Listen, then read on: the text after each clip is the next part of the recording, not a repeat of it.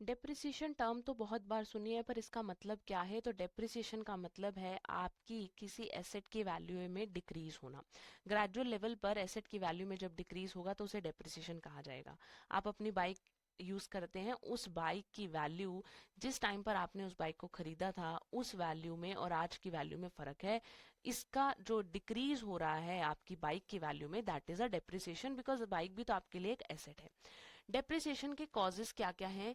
Where and tear, use जो है that is the biggest cause of depreciation, क्योंकि asset की वर्थ अब उतनी नहीं रहेगी जितनी वर्थ उसकी स्टार्टिंग टाइम पे थी।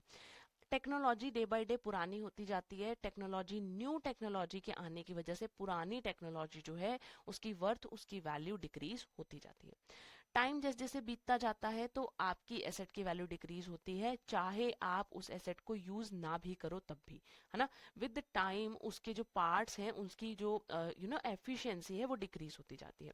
मार्केट का डिमांड शिफ्ट होता है, कस्टमर्स न्यू प्रोडक्ट की तरफ शिफ्ट हो जाते हैं, तो ओल्ड प्रोडक्ट जो है उनकी वैल्यू कम हो जाती है। और साथ ही साथ अगर कोई एक्सीडेंट हो जाए तो एसेट की वैल्यू में जो है एक काफी इम्पैक्टेड लेवल ऑफ डिक्रीज आता है।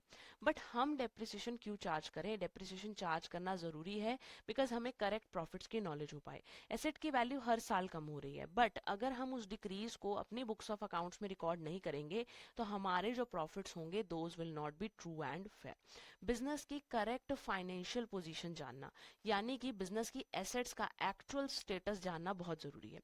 सो इसीलिए हम एसेट की वैल्यू में से डेप्रिसिएशन को रिड्यूस कर कर एसेट्स में शो करते हैं।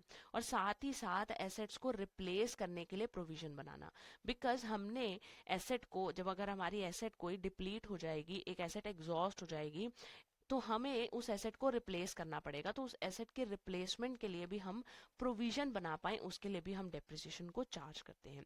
And keep one thing in mind कि लैंड जो है वो कभी भी डेप्रिशिएट नहीं किया जाता, बिकॉज उसकी यूजफुल लाइफ जो है वो लिमिटेड नहीं है, it's useful life is unlimited. That is why land is never depreciated. इसी तरीके से अपनी एग्जाम प्रिपरेशन करने के लिए आप एडुटैप के लाइव क्रैश कोर्स बैच 5 को ज्वाइन कर सकते हैं, जहां पर आप 60 कंसेप्ट क्लासेस में अपने सिलेबस के मोस्ट इंपॉर्टेंट टॉपिक को कवर कर पाएंगे। फास्ट ट्रैक बेसिस पर आपकी प्रिपरेशन रहेगी और आप इस कोर्स के थ्रू अपनी एग्जाम प्रिपरेशन को easily complete and cover up कर पाएंगे। For more information visit the website edutap.in।